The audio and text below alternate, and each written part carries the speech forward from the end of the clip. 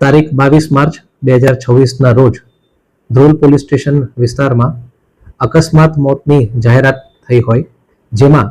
જે જાહેર કરનાર છે સિંધાભાઈ હરજીભાઈ ઝાપડા, રહે સોયલ ગામ, તેઓની જાહેરાત પ્રમાણે આ કામેના જે મરણ જનાર છે એટલે કે જે જાહેર કરનારના પુત્રી છે, તેઓ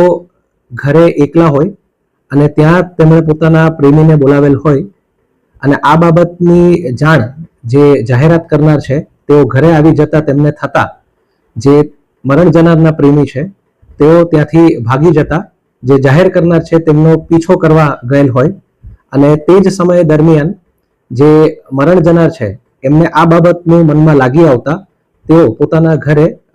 ચૂંદડી વડે ગળા ફાંસો ખાઈ લેતા આપઘાત કરેલ હોય તે બાબતની જાહેરાત જાહેર કરનાર જે એમના પિતા છે તેમણે ધ્રોલ પોલીસ સ્ટેશન ખાતે કરેલ છે।